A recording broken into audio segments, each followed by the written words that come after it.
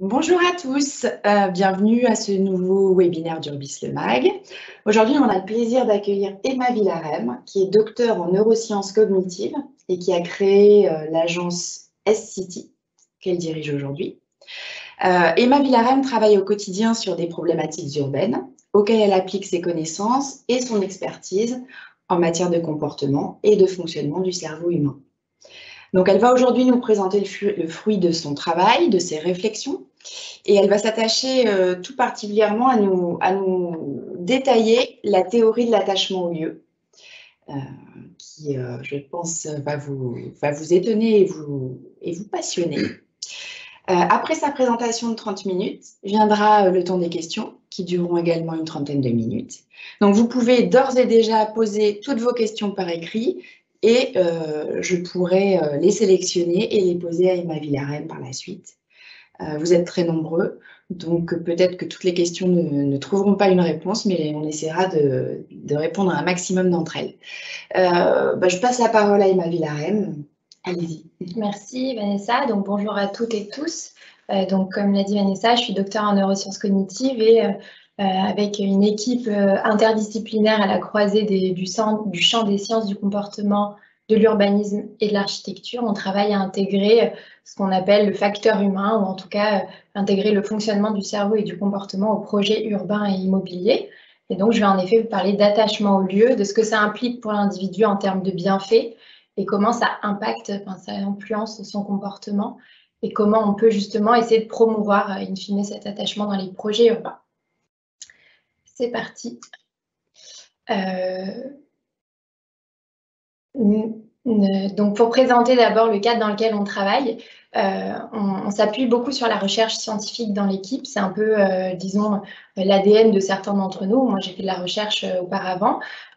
Et on s'appuie sur cette recherche scientifique pour comprendre comment l'humain interagit avec son milieu, et notamment son milieu urbain.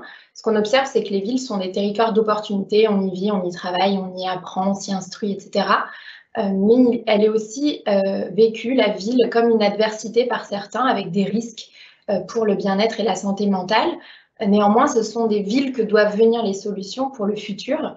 Et donc, il est essentiel d'identifier les leviers du mieux vivre en ville, puisque la part de la population mondiale qui vit en ville ne cesse d'augmenter et a dépassé la part de la population rurale.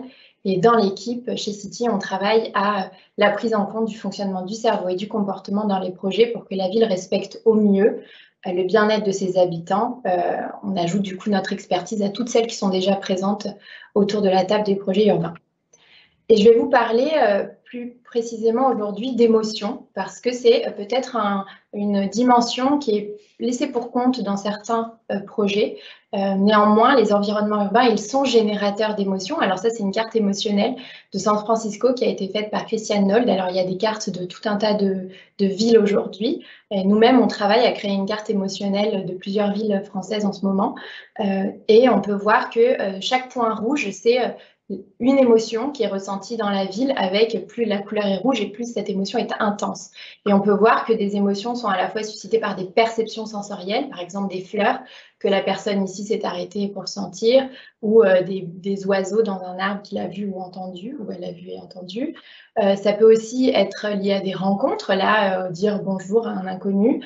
Ça peut par contre être une absence d'émotion aussi, avec de l'ennui suscité par certains environnements urbains, ou des émotions suscitées par des souvenirs. Et pourquoi c'est intéressant de justement regarder ces émotions? Parce qu'elles peuvent déterminer la façon dont on occupe l'environnement, avec une littérature qui est pertinente lorsqu'on observe quand on étudie le comportement humain, qui est une littérature portée sur l'animal.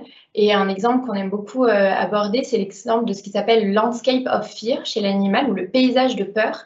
En fait, lorsqu'on observe l'utilisation du territoire par un animal, par exemple un singe, avec là sur la carte en rouge les zones les plus fréquentées par l'animal et en bleu les moins fréquentées, et que l'on observe la carte de fréquentation du territoire de son ou ses prédateurs, on observe qu'on peut avoir des paysages de peur, des paysages qui témoignent que le singe, en l'occurrence ici la proie qu'on étudie, va occuper les territoires qui sont associés à un sentiment de sécurité et à une sécurité objective d'ailleurs.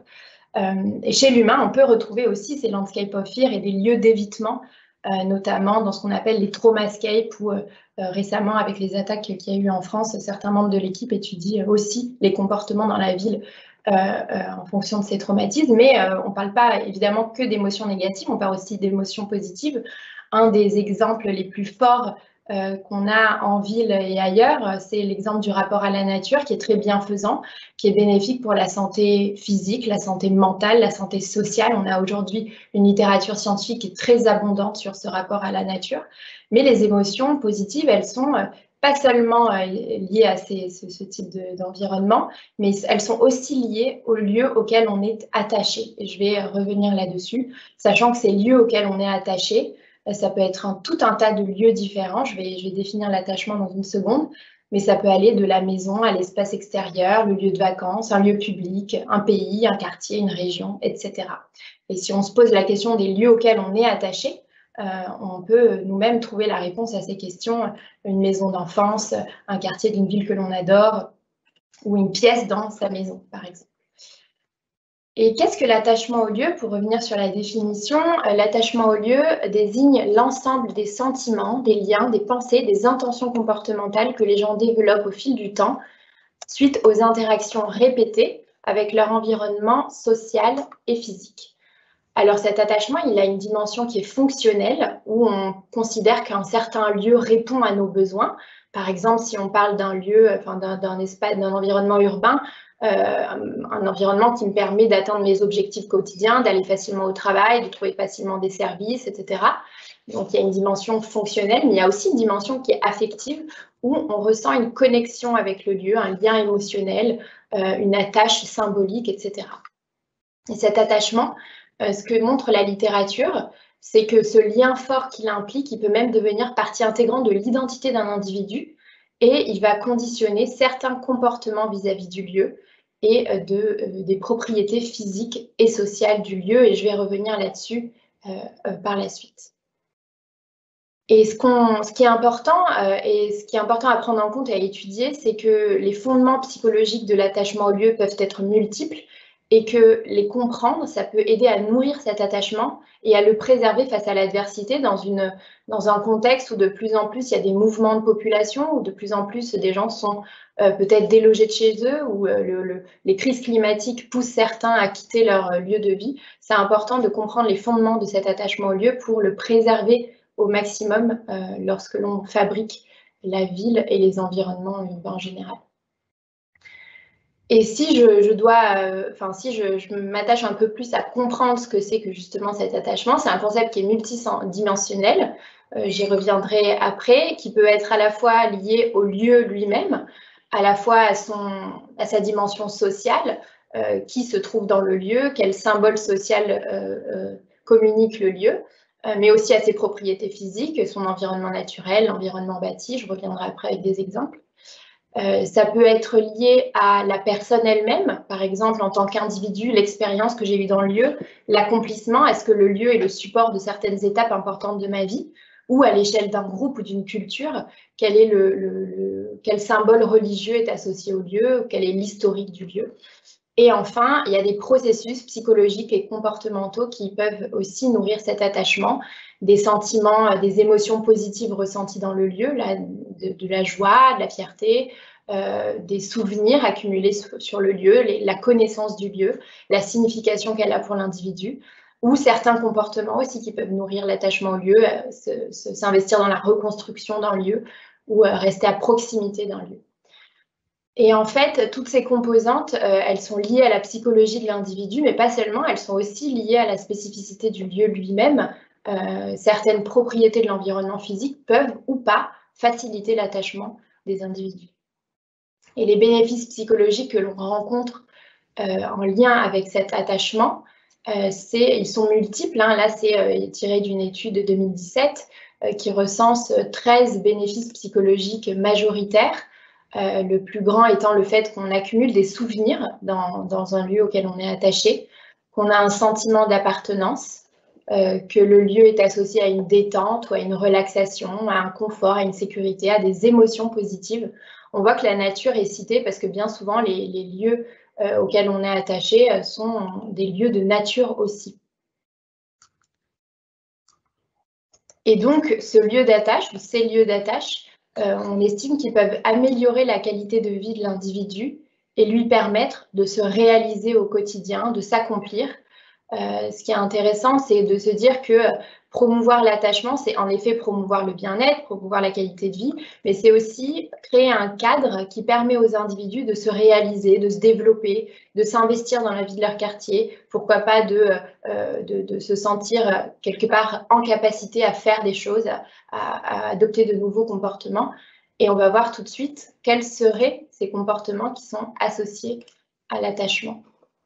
Alors l'attachement, on pourrait estimer qu'il a deux grands versants. Un versant ou des comportements que j'ai qualifiés entre guillemets de positifs. Alors c'est assez compliqué de se positionner avec une sorte de valence positive-négative, mais du moins c'est des comportements qui vont plutôt être positifs pour les individus ou pour le lieu. Et notamment des comportements pro-environnementaux. On observe que les individus qui se sentent attachés à un lieu s'engagent plus volontiers dans des comportements de protection du lieu, par exemple des collectes de déchets sur les plages, des collectes de mégots, ce genre de comportements qui vont viser à respecter l'environnement et respecter l'environnement qui nous est cher. Il y a d'autres comportements de protection du lieu où on va vouloir maintenir l'environnement tel qu'il est. Alors, j'ai cité ce mouvement qu'on appelle le NIMBY pour Not in my backyard, pour pas dans mon jardin, qu'on utilise beaucoup pour qualifier la réticence des individus face à des projets qui vont transformer leur quartier. Réticence que l'on qualifie souvent comme une sorte de fronde un peu systématique, et que l'on regarde de façon un peu péjorative. Néanmoins, ça peut complètement refléter un comportement de protection. On va vouloir préserver le patrimoine, par exemple ici naturel sur l'image, préserver le patrimoine matériel de l'environnement auquel on est attaché. Et donc ces comportements de protection, ils vont aussi donner lieu parfois à des phénomènes de coopération. Si ensemble on veut protéger le même patrimoine, eh ben, on va s'investir dans une coopération avec la communauté locale, par exemple, qui partage les mêmes enjeux que nous. Et enfin, on observe aussi, alors c'est pas 100% le cas, disons qu'on n'observe pas une corrélation parfaite entre l'attachement et ce qu'on appelle le capital social local. Le capital social local, c'est les ressources sociales qu'on a à proximité de chez soi, qui nous permettent de trouver de l'entraide, de se connaître, d'agir ensemble, etc. Mais on observe quand même bien souvent un investissement accru dans la vie sociale locale lorsque l'on se sent attaché, par exemple, à l'endroit où on vit, avec du coup certaines initiatives qui sont plus ou moins, qui suscitent plus ou moins l'adhésion, parfois en fonction du niveau d'attachement des individus. Si je me sens très attachée à l'endroit où je vis, par exemple, encore plus si je vis là depuis longtemps, encore plus si je suis propriétaire. Il y a certains facteurs qui vont pousser cet attachement. Je vais m'investir plus volontiers dans la vie sociale locale. Voilà pour les comportements que je vais qualifier de positifs, qui ont, disons, un retentissement plutôt bénéfique sur la vie de l'individu, sur sa relation au quartier.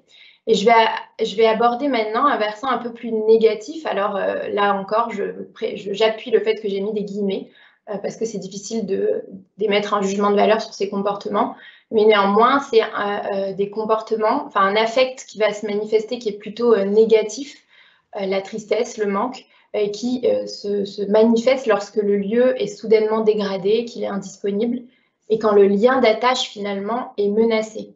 C'est ce qu'on va observer lorsqu'on va transformer par exemple le visage d'un quartier. On va potentiellement menacer ce lien d'attachement que les gens ont construit au fil du temps au quartier lui-même et à la communauté, au réseau social qu'ils ont tissé sur le lieu. Alors, il y a des comportements d'hyperprotection. Il y a ce phénomène des maisons clous que l'on observe en Asie. Alors, il y a aussi une portée évidemment politique de certains certains de ces mouvements-là, mais où il y a des habitants qui refusent de quitter leur maison et qui se retrouvent finalement dans une sorte d'exclusion de la communauté. C'est pour ça que je l'ai rangé dans un versant plutôt négatif, où il y a voilà, un phénomène d'exclusion où on laisse les individus face à leur choix de ne pas vouloir quitter le lieu qui leur est cher.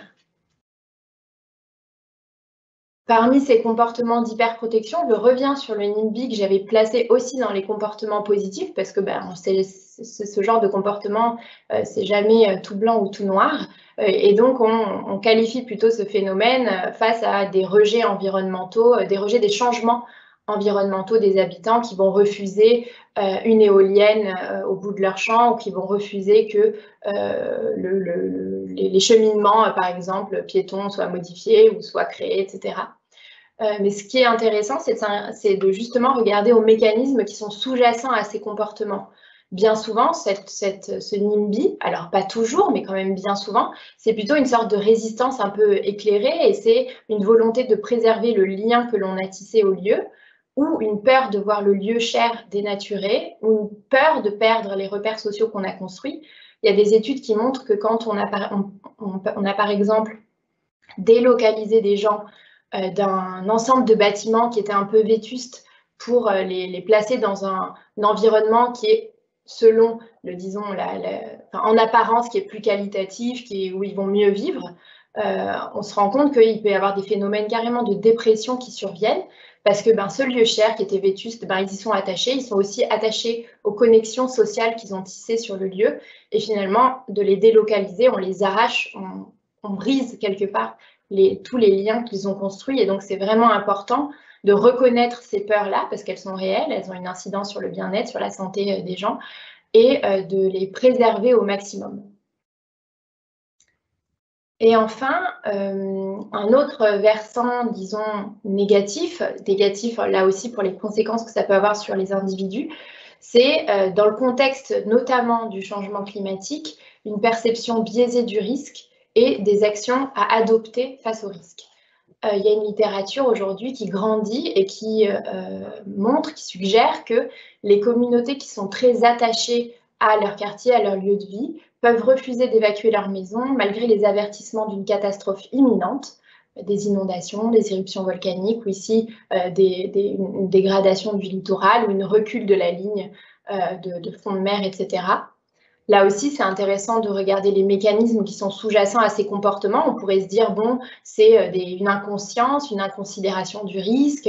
Ce sont des gens qui ne prennent pas en compte ce danger.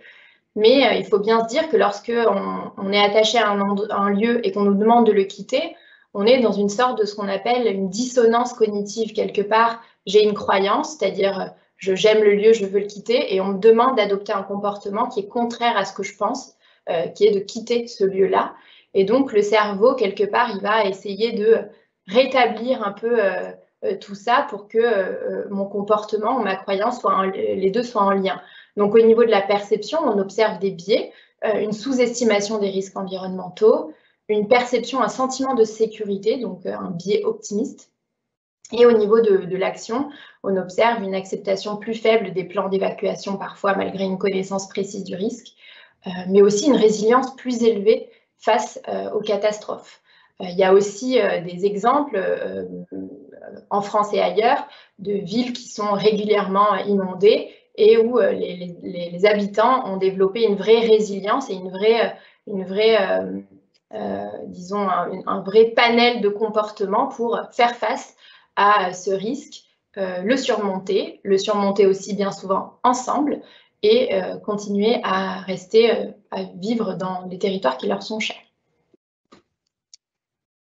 Et donc, ce qu'on peut qualifier bien souvent, en tout cas, on peut ou alors avoir, si ce n'est pas bien souvent, parfois cette tendance à qualifier les comportements de résistance qu'on peut observer de comportements individualistes ou égoïstes, d'une résistance au changement, d'une absence de coopération des populations, d'une fronde inconsidérée ou systématique, d'une inconscience face au risque.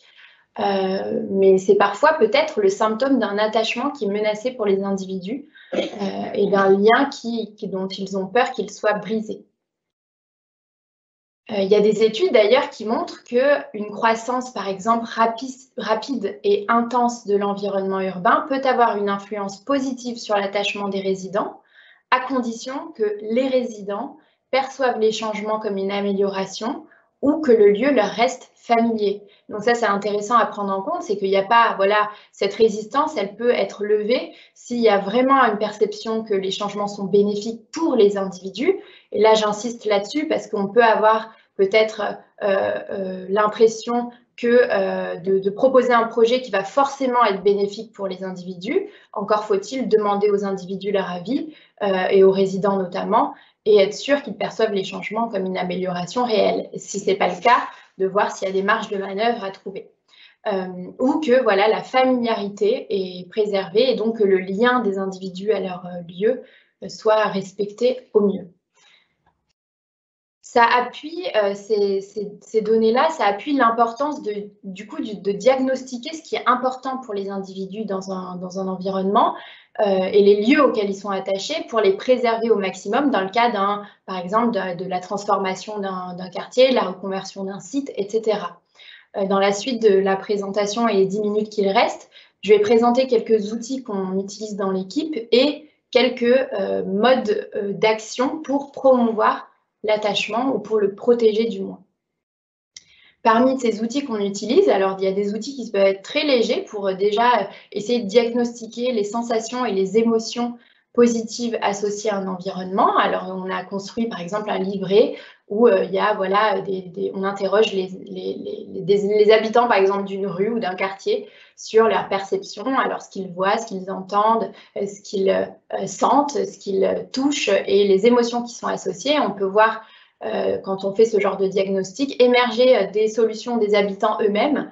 Finalement, la nuit, je ressens de la peur. Pourquoi? Parce qu'il manque d'éclairage. Donc, par exemple, si on s'intéressait à l'éclairage public la nuit, on pourrait garantir peut-être un meilleur sentiment de sécurité, donc un bien-être maximisé dans le lieu et donc, voilà, mettre ici les bases saines pour un attachement au lieu.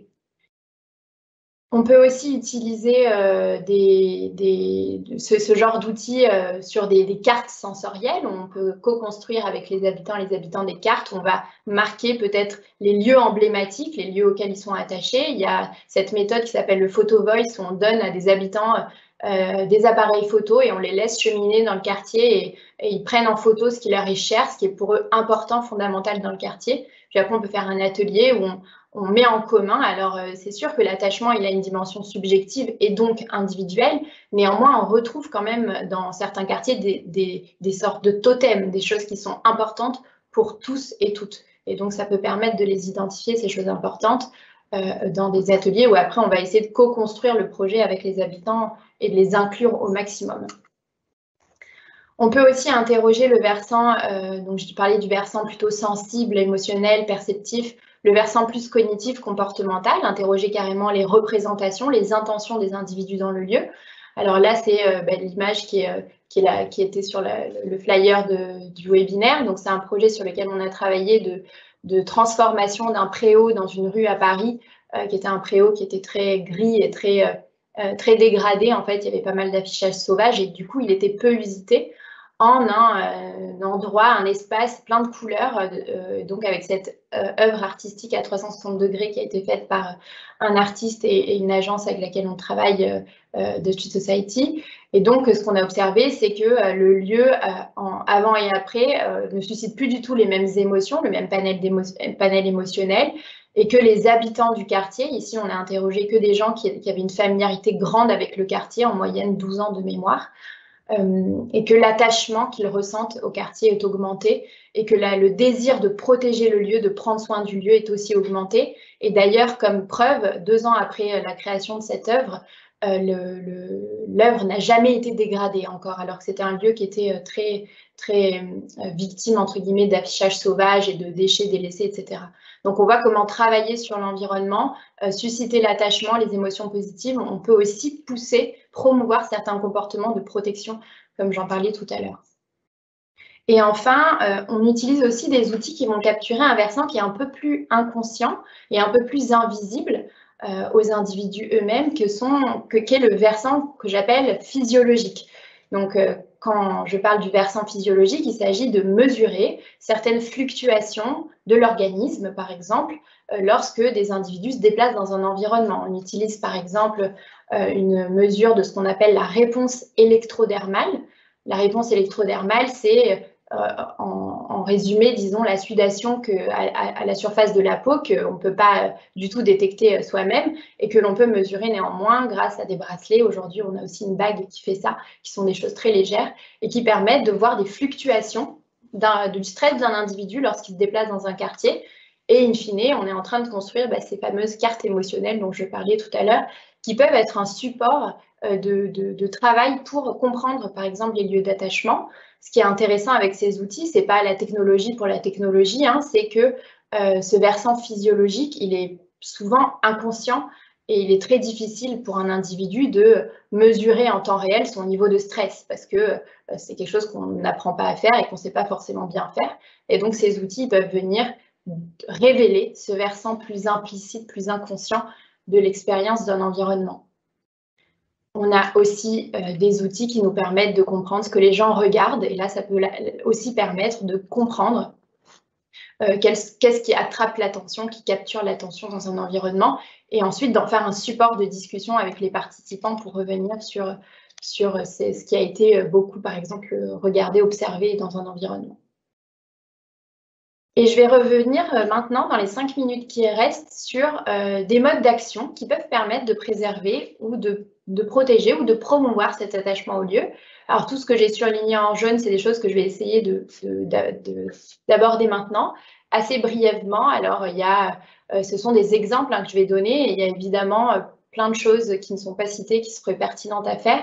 Et ce qui est surtout pertinent, c'est de travailler avec les habitants et les habitantes pour comprendre comment préserver au mieux leur attachement, mais je vais essayer de vous faire des exemples. Si on travaille sur le lieu, si je reviens sur ce dont je parlais, on peut agir sur les qualités physiques du lieu.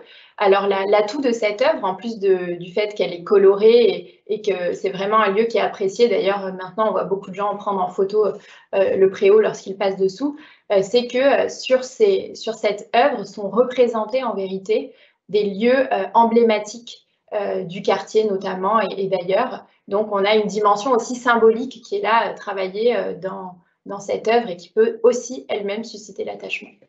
Donc, ça, c'est pour les qualités physiques du lieu. On peut aussi travailler sur plutôt l'aspect social, les symboles associés au lieu, et de contribuer à la création d'une identité sociale locale. Alors, c'est un exemple qui est intéressant, qui se passe en Angleterre, où il y a cet arbre qui est appelé the shoe tree, donc l'arbre à chaussures, où en fait, ça a commencé par des célébrations dans la ville où les gens venaient accrocher leurs chaussures, et maintenant, c'est devenu un élément totem du quartier, à tel point que les habitants du quartier ont créé leur propre drapeau et se sont vraiment fédérés en communauté. Alors, ce qui est intéressant, c'est qu'il y a le nom du quartier, donc The People's Republic of Heaton, mais il y a quand même le nom de la ville en dessous pour dire que ce qui est important, c'est en effet l'attachement au quartier, de le promouvoir, mais de ne pas le promouvoir en opposition à un attachement aux autres quartiers et à la ville plus largement. Et ça, c'est un challenge notamment lorsqu'on parle d'attachement. Donc, ce que ça implique, c'est de protéger les totems du quartier, ce qui est cher aux individus, et pourquoi pas de co-construire de nouveaux totems lorsque l'on va, par exemple, transformer un quartier, de co-créer du mobilier urbain à l'effigie peut-être de choses qui sont chères aux individus, d'enjeux locaux ou du patrimoine existant, etc. On peut agir sur la vie sociale et la convivialité. Alors là, on va plutôt du coup travailler l'aspect social, mais par le biais aussi des émotions positives et des souvenirs accumulés sur le lieu. On peut faciliter les rencontres en organisant des événements festifs de quartier, comme le fait la République des Hyper Voisins dans un quartier de Paris, mais maintenant dans d'autres quartiers. Et il y a plein d'autres exemples, évidemment, partout en France. Mais cet exemple de la table d'Aude est assez intéressant, où c'est la plus longue table de Paris et tout le monde est invité à venir déjeuner à cette plus longue table de Paris. On peut aussi faciliter les rencontres en agissant sur la mobilité. Ce n'est pas seulement ces événements festifs de quartier. Il y a des études qui montrent que la marchabilité, par exemple, elle favorise les rencontres et elle favorise la construction de cette vie sociale locale. Donc, lorsqu'on travaille sur la marchabilité, on travaille aussi sur la vie sociale. On peut accroître la connaissance que les gens ont du lieu. Et donc là, on va plutôt partager peut-être l'histoire d'un lieu, d'une culture, d'un groupe même social. Il y a une étude qui a montré qu'en proposant à des étudiants de mieux connaître l'histoire multiethnique et locale d'un territoire, de rencontrer peut-être les plus anciens habitants, de visiter des archives et des musées, on arrive à promouvoir le sentiment d'attachement au lieu, de promouvoir aussi la confiance entre les gens, en ayant juste, entre guillemets, en ayant seulement en ayant accru la connaissance que les individus ont du lieu, de l'histoire, de son patrimoine matériel et immatériel. Donc il y a une implication pour ça aussi, c'est de valoriser ce patrimoine. Là, j'ai mis un exemple d'une façade à Marseille où il y a des récits sur la façade qui sont liés à la mémoire du site, qui n'est plus vu directement, mais qui peut être lu. Ou soutenir le tissu associatif local qui est souvent très actif et qui va justement organiser des promenades urbaines, par exemple, pour faire découvrir le quartier, faire découvrir son histoire, faire découvrir ses habitants, etc. Et si je finissais par un exemple concret de projet sur lequel on travaille, il me reste quelques secondes. Par exemple, sur la reconversion d'un site qui a vocation à devenir un espace public, un espace où les gens vivent et travaillent, etc. Ce qu'on peut faire, c'est aller diagnostiquer, en fait, prendre en compte cet attachement, diagnostiquer ce qui est important pour les individus pour être sûr, dans les phases plus stratégiques, que ce qui est important pour les individus soit préservé. Donc, ce que l'on fait, par exemple, sur ce genre de projet, c'est qu'en phase de conception ou de préconception du projet, on diagnostique les dimensions, les propriétés à la fois du patrimoine bâti, du patrimoine naturel, qui sont chers aux individus. Et on émet des recommandations opérationnelles en termes d'orientation des espaces publics, en termes de cheminement, etc., pour être sûr, en tout cas pour essayer au mieux, de préserver ce à quoi les individus sont attachés dans un quartier, par exemple.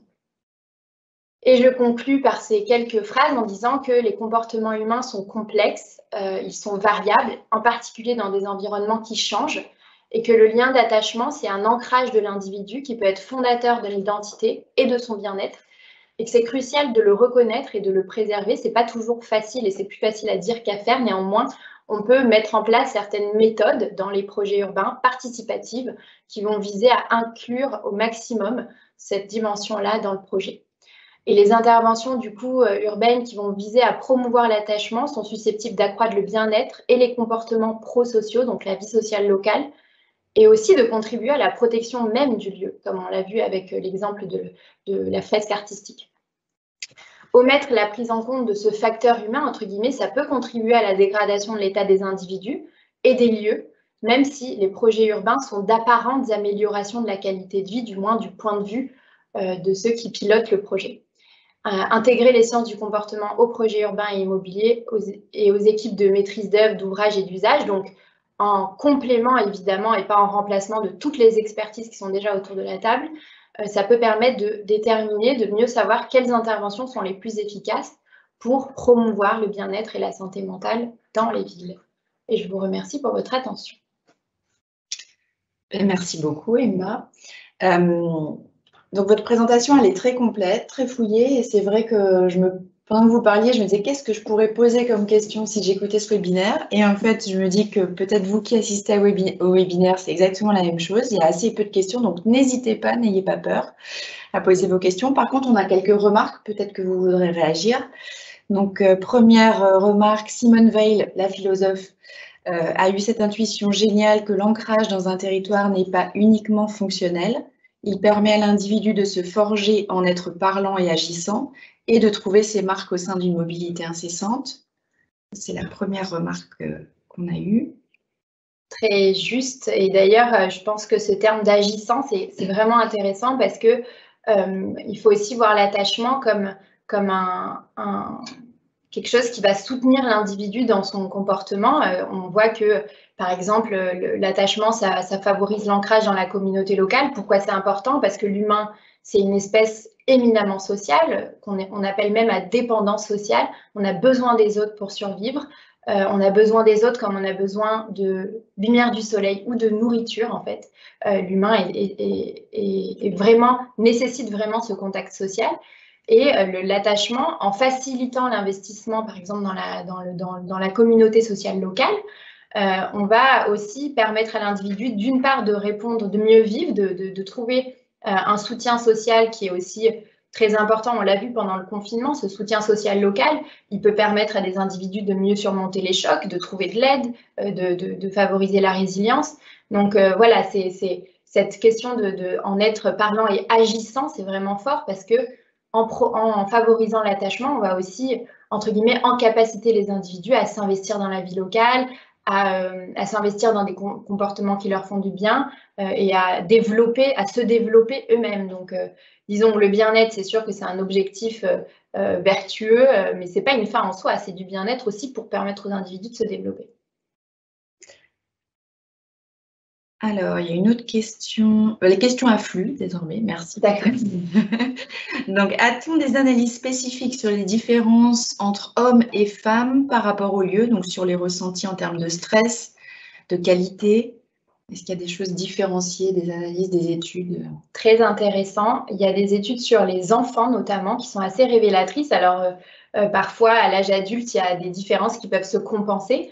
Mais chez les enfants, j'ai souvenir de plusieurs études. D'abord, une étude qui montre que le périmètre dans lequel on laisse les enfants se déplacer seuls à un certain âge, je ne me rappelle plus exactement, mais je crois que c'est autour d'une dizaine d'années, est plus faible pour les filles que pour les garçons, avec des petits garçons qui sont, auxquels on instruit moins un peu la peur de l'environnement et donc qui s'aventurent un peu plus loin, et des petites filles qui restent plus à proximité de leur maison d'abord. Donc, on voit que la façon dont on occupe la ville, elle est genrée. Évidemment, à l'âge adulte, on retrouve tout un tas de données sur le sentiment de sécurité dans un lieu qui est en moyenne toujours moindre pour une femme que pour un homme. On parle vraiment du sentiment de sécurité, pas de la sécurité objective. Donc, chez les enfants, voilà, on observe que la peur des parents fait aussi que les enfants visitent moins leur quartier. Et peut-être lié à ça, on observe que chez les enfants, les petites filles disent que leurs lieux préférés, ce sont plutôt des lieux intimes, des lieux à l'intérieur, des lieux familiers, tandis que les petits garçons témoignent plus d'apprécier des lieux à l'extérieur, des lieux d'exploration. Donc, à l'âge adulte, je crois que ça se compense, en tout cas. Là, la remarque que je fais, c'est surtout chez les enfants. Mais en tout cas, voilà, on peut observer ces différences-là genrées avec, là, par contre, à l'âge adulte, des différences qui se maintiennent sur le vécu des espaces publics, en effet. Par contre, sur les lieux d'attachement, c'est une bonne question. Il y a sans doute des études récentes dont je n'ai pas connaissance qui montrent ça. Merci. Alors, comment pourrait-on diagnostiquer les comportements informels et les activités informelles d'un quartier pour peut-être pouvoir les rendre pérennes et les valoriser? Alors, très bonne question là encore. C'est quelque chose qu'on essaye de mettre en place dans un territoire de 24 communes aujourd'hui. L'observation des comportements, c'est déjà quelque chose qui est très, très fertile, je vais dire. Observer les comportements et donc les comportements informels aussi. C'est de là que peut partir aussi les réflexions sur les projets, d'être amené à observer les usages et de voir les usages qui se créent d'eux-mêmes, qui se créent spontanément, pour leur donner une place dans le futur projet, par exemple. Donc, ça peut être de l'observation presque éthologique. On a une personne de l'équipe qui travaille sur les humains, mais aussi sur les chimpanzés. Et ça peut paraître étonnant de faire ce parallèle, mais l'humain est un primate. Et donc, on a des comportements qui se retrouvent. Par exemple, lorsqu'on est stressé, on se déplace plus vite. Lorsqu'on est stressé, on se déplace en plus grand nombre. Lorsqu'on est stressé, on fait très attention à l'environnement. On retrouve ça chez les animaux et chez l'humain, qui est donc un animal aussi. Et donc, voilà, on peut, en observant les comportements, et a fortiori les endroits où les gens se reposent, les endroits où les gens mangent, puisque en général, on ne mange pas dans des endroits où on est stressé, les endroits où les gens, voilà, que les gens occupent volontiers, où ils rient, voilà. L'observation des comportements, c'est déjà très, très intéressant. Et il y a des méthodologies qui peuvent permettre de faire ça de façon qualitative et de façon quantitative. Donc, on peut tout à fait diagnostiquer cette expérience plus informelle. Et je pense que c'est en effet très important parce que c'est vraiment les comportements qui sont spontanément générés par les individus eux-mêmes et qui doivent du coup être pris en compte. Et on a une remarque qui est un petit peu une réponse à vos propos, c'est le fait que la consultation le plus en amont de tout projet est essentielle dans une vie sociale apaisée et constructive. Et on peut j'ai envie de poser la question, comment peuvent être reçues, ces théories, ce que vous nous expliquez, par les habitants, par les élus, par les urbanistes aussi, qui ne connaissent pas forcément ce type de théorie? Est-ce qu'il y a une réception favorable à ce type d'idée? Alors, je pense que là, quand on parle d'attachement au lieu, c'est déjà un concept qui est, même si on ne le connaissait pas dans sa définition, je vais dire, scientifique, on le ressent et c'est une réalité pour, disons, sans doute une majorité d'individus. Donc, je pense que, d'ailleurs, je fais une petite aparté, mais d'ailleurs, les sciences cognitives ici, ou les sciences en général, bien souvent, elles viennent aussi juste pas en sens réducteur, mais elles viennent valider des choses qu'on a déjà observées. C'est-à-dire qu'il y a plein de choses là, cet attachement, empiriquement, il a déjà été observé par les professionnels, par les habitants, par les élus. Je ne viens pas montrer quelque chose qui est nouveau et que les sciences ont découvert. Non, les sciences aident à quantifier ça, à le mesurer, à le prendre en compte, à montrer à quel point c'est impactant pour les individus et donc à quel point c'est important de le prendre en compte. Et en effet, plus c'est pris en compte tôt dans le projet, mieux c'est. Alors, en effet, par contre, nos expertises sont assez nouvelles, c'est sûr. Quand on arrive dans un projet, aujourd'hui, on est une jeune agence. En général, personne n'a jamais entendu parler des neurosciences cognitives et de leur lien avec les projets urbains immobiliers. C'est sûr qu'on a déjà vécu quelques réflexions d'étonnement, etc. face à nous. En général, lorsqu'on explique la démarche, ça fait sens pour les individus en général, surtout qu'on n'essaye pas du tout de se placer en remplacement d'une quelconque autre expertise, mais en addition. Et ce qu'on promeut, disons, mais même dans l'équipe où on est à la fois des chercheurs, à la fois des urbanistes, des architectes, ce qu'on promeut, c'est l'interdisciplinarité et donc de travailler avec des paysagistes, des architectes, des urbanistes, des sociologues, des anthropologues. Voilà, d'être dans une approche la plus intégrée possible parce qu'on a tous des outils et des outils qui se complémentent et que si on multiplie les regards, on va peut-être aussi favoriser un impact négatif. Voilà, le lapsus qui n'est pas révélateur, favoriser un impact positif pour le vécu des individus. Et donc, voilà, ça peut susciter l'étonnement aujourd'hui. Je pense que ce sera de moins en moins le cas. Les neurosciences, par exemple, typiquement, ça devient quelque chose dont on entend aussi de plus en plus parler.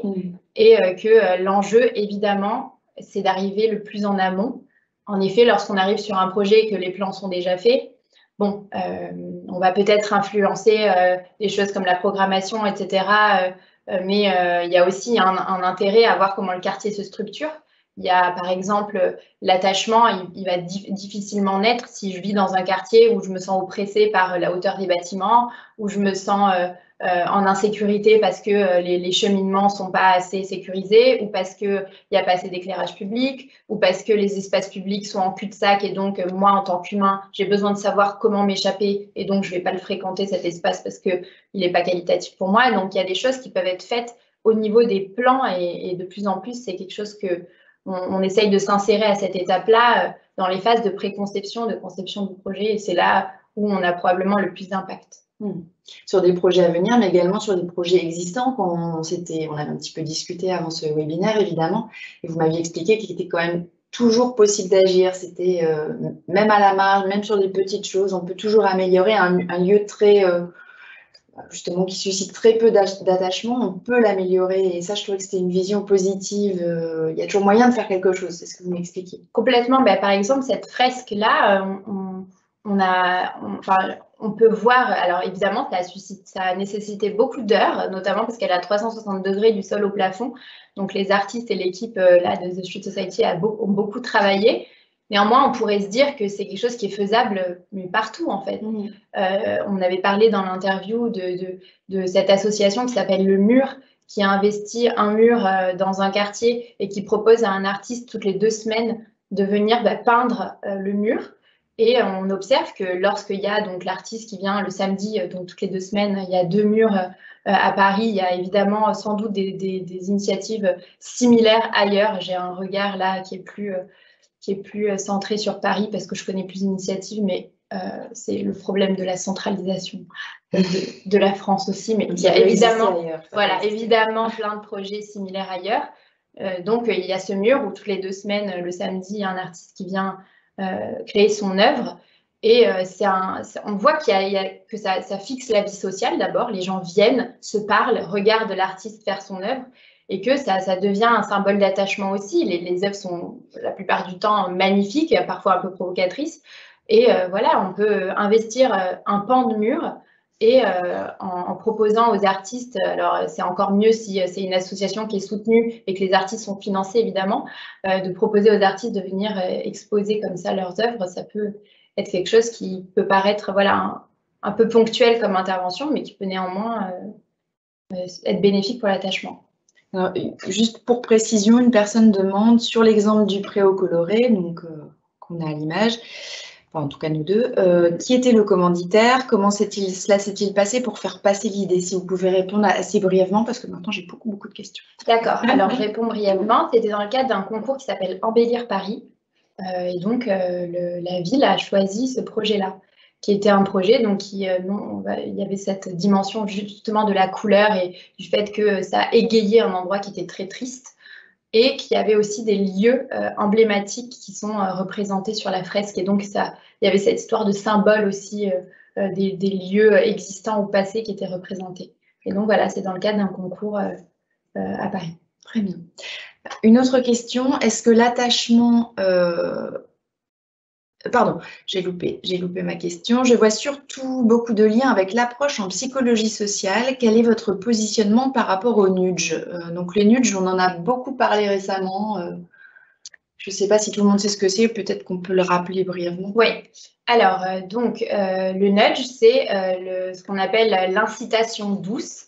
C'est pensé comme une intervention qui va avoir pour objectif, alors si je prends la définition pure, de transformer, modifier l'architecture du choix. C'est-à-dire que lorsque un usager, par exemple, doit adopter un comportement, il a souvent le choix entre différents comportements, et le nudge, ça va être de l'inciter de façon douce à adopter un comportement plutôt qu'un autre. Vous avez peut-être sans doute tous et toutes déjà vu dans la rue ces cendriers que l'on met, où on demande aux gens de voter. Alors pendant la Coupe du Monde, il y avait Messi ou Ronaldo ou des joueurs français, ou dans certains quartiers de Paris, par exemple, on demande est-ce que tu préfères le musée un tel ou le musée un tel, et au lieu que les piétons jettent leurs mégots par terre, ils ont un nouveau choix qui se propose, et donc on essaye de les inciter de façon douce à ne pas jeter leurs mégots par terre, mais les jeter dans les boîtes prévues à cet effet en utilisant voilà, une sorte de levier un peu ludique.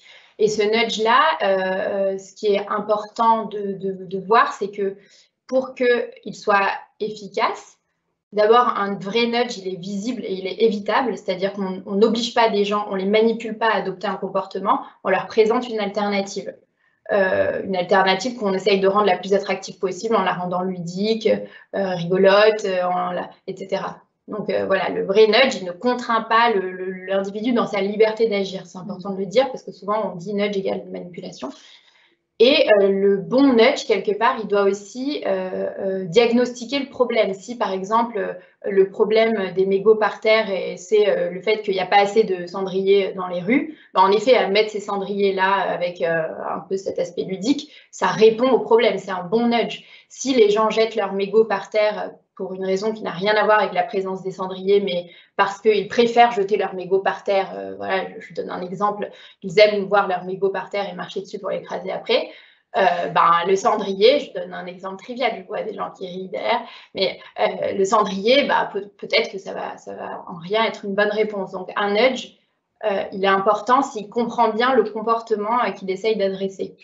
Le risque d'un mauvais nudge, c'est ce qu'on appelle les effets rebonds négatifs, c'est-à-dire que le nudge n'est pas une bonne réponse, et donc il va renforcer le comportement plutôt que de l'éviter. Mais on m'a dit de faire court, donc je m'arrête là. Est-il possible, est-ce qu'il arrive que des habitants soient attachés à un lieu nocif pour leur santé? Et comment faire dans ces cas-là? Alors, c'est une bonne question, là encore. Je n'ai pas forcément une réponse toute faite. Il peut arriver, alors je vais peut-être détourner un peu la question, mais il peut arriver, par exemple, que des interventions qui vont améliorer le quartier, par exemple, qui vont faciliter les cheminements ou qui vont améliorer la collecte des déchets ou ce genre de choses, soient refusées alors qu'ils sont a priori positifs pour un individu, parce que voilà, on brise la familiarité, on brise l'attachement, donc il peut arriver qu'on qu'on adopte des comportements ou qu'on vive dans un quartier qui n'est peut-être pas ultra bénéfique pour notre santé sur tous les points de vue. Peut-être que si je vis dans un bâtiment qui est un peu vétuste, ma santé physique, elle est un peu menacée. Peut-être que, peut-être que le bâtiment n'est pas bien isolé, donc je dors mal la nuit, je me protège mal du froid ou de la chaleur. Mais néanmoins, j'ai ma vie sociale qui est là et j'ai un attachement psychologique. Et donc, c'est pour ça qu'il faut aussi faire attention à ce regard qu'on peut avoir de se dire, bon, ben, ils vont forcément être contents, les habitants et les habitantes, parce qu'on va améliorer leur vie, c'est sûr, parce qu'on va les mettre dans un bâtiment bien isolé. Ben, voilà, c'est justement intéressant de se plonger dans le vécu parce que c'est pas forcément une amélioration. Peut-être que pour certains, la vie sociale locale, c'est ça qui est le plus important et que finalement, les dégâts sur leur santé physique sont pour eux, pour leur bien-être vraiment moins cruciaux. Et évidemment, idéalement, il faudrait pouvoir favoriser tout en même temps. Mais ça peut arriver, comme ça peut arriver qu'on protège l'environnement, mais qu'on aille tous les jours en voiture au travail parce que le village de notre enfance où on a vécu et on a voulu mettre notre maison, il est isolé et qu'on doit aller travailler. Et pour autant, on est investi par une cause écologique. Donc, il peut y avoir des sortes de contradictions qui émergent parce que l'humain est complexe de toute façon. Et c'est pour ça que la discipline est intéressante, j'imagine. Oui. Alors, avez-vous connaissance d'expérience sur l'amélioration d'environnements dégradés par les habitants? Donc, est-ce qu'ils sont dégradés par les habitants ou est-ce que c'est amélioré par les habitants? J'ai du mal à comprendre la question. Je ne sais pas comment vous la comprenez. Oui, j'ai une petite hésitation. Petite ambiguïté. Bon, si la personne qui a posé la question veut préciser, on accepte d'y répondre, mais voilà. De manière générale, faites-vous les mêmes mesures, donc celles que vous avez expliquées avant, donc on a bien compris que vous les faisiez avant, mais aussi après l'aménagement d'un quartier? Est-ce qu'il y a l'évaluation de ce qui a été fait? Alors, idéalement, oui. Venant de la recherche aussi, l'évaluation, c'est quelque chose qui est très important parce que, comme je le disais à la toute fin, l'idée, c'est de pouvoir évaluer l'impact d'une intervention pour ensuite en tirer des enseignements et potentiellement la généraliser au maximum. Là, par exemple, encore une fois, je prends l'exemple de la fresque artistique, on est allé avant et après. Donc, on a vu l'effet sur l'attachement, sur les émotions, sur les intentions comportementales vis-à-vis du lieu, avant, après. Et ça, c'est vraiment dans l'idéal. Il y a des projets sur lesquels on ne peut pas prolonger ce suivi pour des raisons purement budgétaires parfois. Néanmoins, c'est quelque chose qui est très important, c'est de pouvoir être là au maximum dans tout le déroulé du projet, avant, pendant et après. Et donc, on adapte les mesures. Il y a parfois des mesures qui vont être pertinentes avant et puis un peu modifiées après. On adapte d'ailleurs. Chaque territoire et chaque projet va avoir sa spécificité et notre travail, c'est aussi de le prendre en compte au maximum. Et donc, bien souvent, on a la littérature scientifique qui nous permet de poser des hypothèses de travail, mais on inclut toujours une dimension d'aller regarder ce que les habitants vivent, d'aller visiter le quartier, d'aller récupérer des données, des données issues de cartographie, etc. Donc, voilà. L'ambition, c'est d'être là le plus possible avant, pendant, après. D'accord. Une question précise. A-t-on des études sur la corrélation entre la richesse de la vie associative locale et l'attachement à un lieu?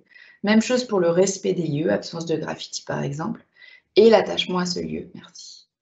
Alors, très bonne question. Sur la première, sur la vie associative locale, je dirais qu'il y a, alors si la corrélation n'est pas parfaite et 100%, qu'il y a, quand il y a une vie associative locale, qu'il y a une vie de quartier, il y a aussi un attachement qui est favorisé. D'ailleurs, souvent, on a pensé l'attachement un peu décorrélé du lieu lui-même et comme quelque chose qui était éminemment social. Aujourd'hui, on se rend compte qu'il y a aussi des propriétés de l'environnement physique et naturel qui contribuent à cet attachement. Mais il y a un lien très fort entre la vie sociale locale et l'attachement au lieu, qui peut être réciproque. Si j'arrive dans un quartier auquel je me sens très attachée parce qu'il répond à mes besoins, que je m'y sens bien, etc., je peux m'investir davantage dans la vie associative locale. Ou si j'arrive dans un quartier par le biais de mon réseau social local, je peux aussi m'attacher au quartier parce que j'ai cette vie sociale.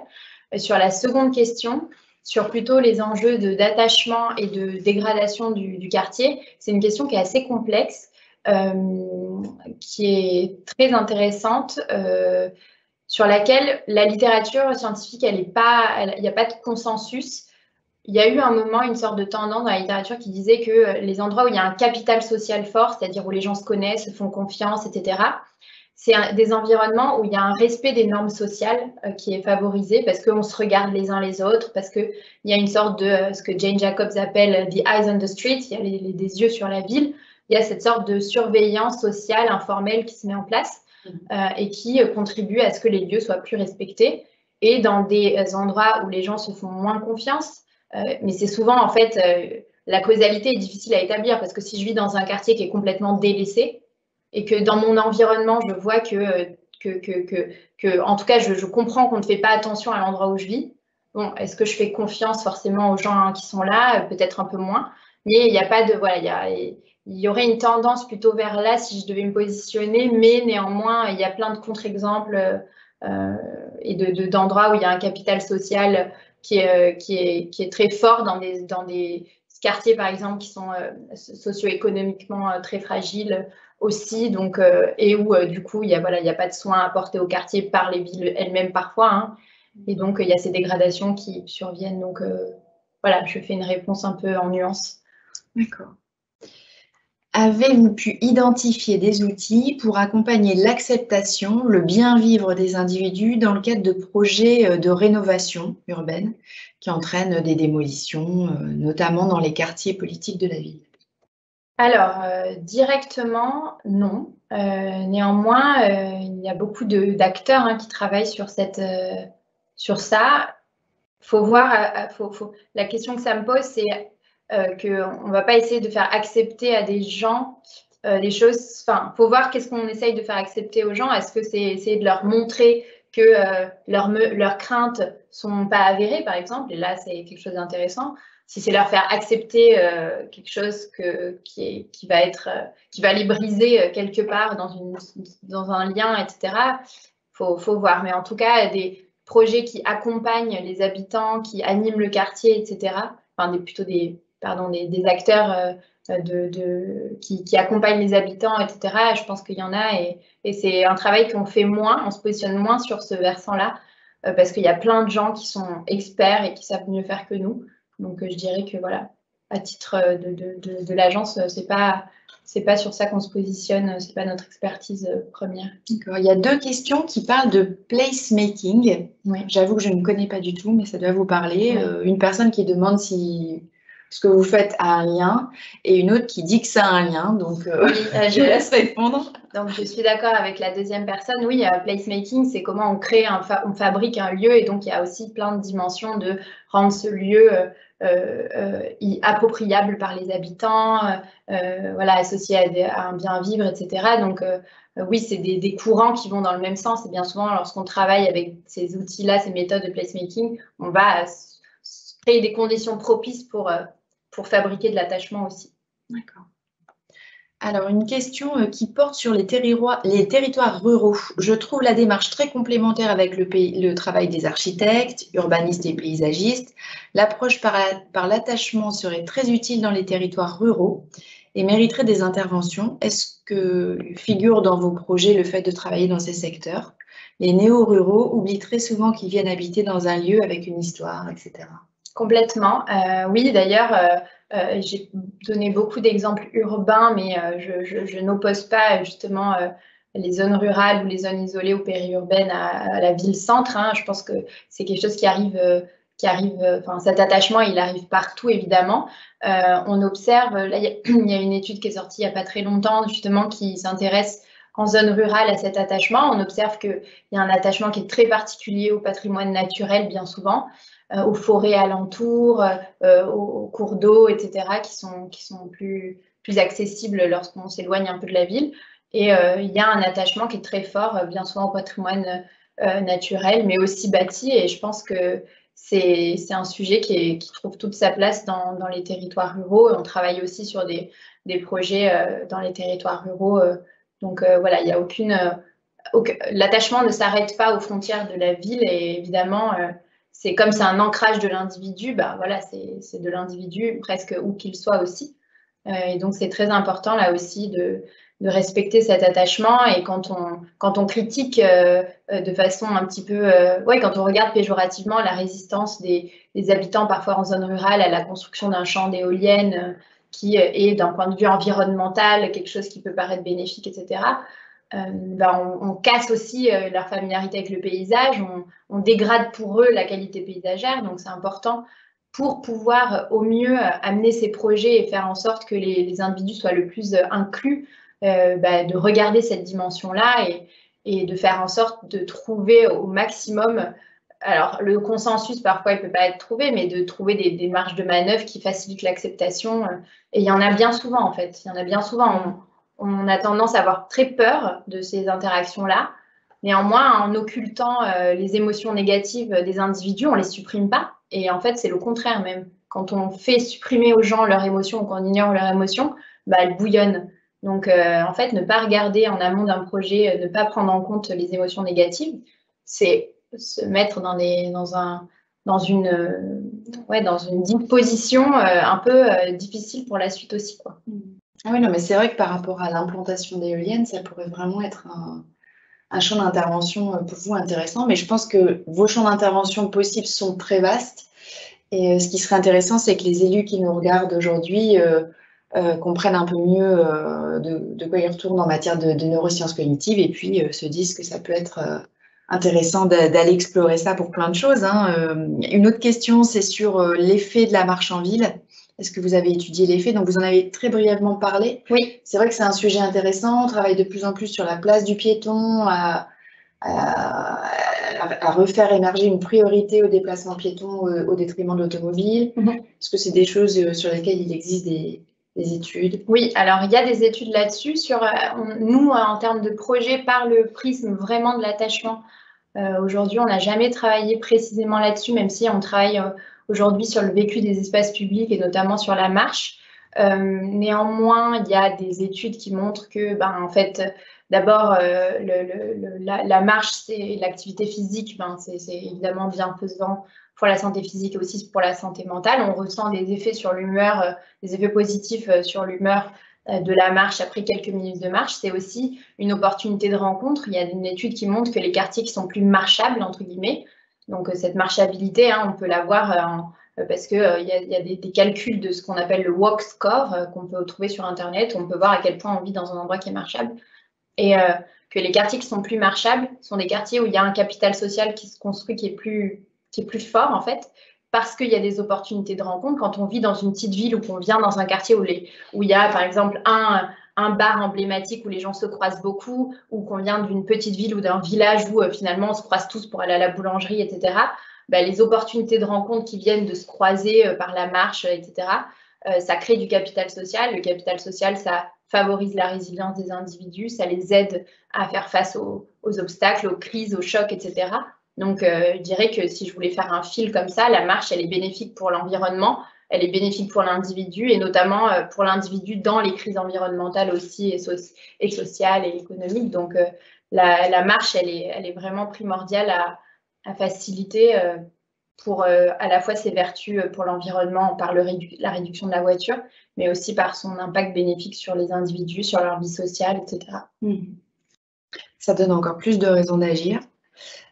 Une question un petit peu plus technique peut-être pour vous, c'est avez-vous pu localiser cet attachement au niveau du système nerveux?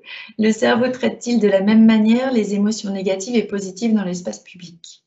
Alors, cet attachement d'un point de vue vraiment des activations du cerveau. Alors, quand on parle d'émotions dans le cerveau, on parle d'un système qui s'appelle le système limbique. Limbique parce qu'il est dans les limbes du cerveau, vraiment niché tout au cœur du cerveau, et d'une région qui est clé dans le cas des émotions qui s'appelle l'amygdale, qui va s'activer à la fois dans le cas des émotions positives et à la fois des émotions négatives. Donc là, je n'aurai pas de réponse sur une activation différentielle en fonction du type d'émotion dans la ville. Et l'attachement, comme c'est bien souvent le vécu d'émotions positives, on va retrouver l'implication de cette amygdale. On va aussi retrouver l'implication d'une autre structure qui s'appelle l'hippocampe, qui est la structure qui stocke les souvenirs. puisque l'attachement, c'est aussi les souvenirs vécus dans le lieu. Donc, je n'aurais pas de réponse plus précise que ça, vraiment, dans le cas, il manque des études, hein, il y en a sans doute qui vont sortir très, très bientôt parce que c'est un champ qui grandit, mais sur vraiment, disons, les neurosciences de l'attachement. Aujourd'hui, c'est un champ qui est plutôt traité d'un point de vue comportemental, psychologique. Mais voilà, si je devais donner une réponse, je parlerais des régions qui sont communément impliquées dans les émotions. On leur tourne, donc je vais mettre un point final à ce webinaire. Sachez-le, Emma, il y a énormément de messages de remerciements qui disent que c'était très intéressant. Donc, manifestement, vos propos ont été écoutés avec beaucoup d'intérêt. Donc, je vous remercie beaucoup d'avoir été avec nous pour cette heure de webinaire. Je voudrais également remercier 2 personnes, Joachim Souab et Alain Caniparo, qui sont en train d'assurer la partie technique de cette retransmission. Le webinaire sera diffusé, en tout cas son enregistrement, sans doute en début de semaine prochaine sur le site d'Urbis Le Mag. Et puis, je vous donne pour ma part rendez-vous pour un nouveau webinaire, sans doute à la rentrée, sur un sujet qui n'est pas encore déterminé, mais sur lequel je vais travailler sans tarder. Je vous souhaite une très bonne journée. Merci d'avoir été si nombreux. À très bientôt. Merci beaucoup.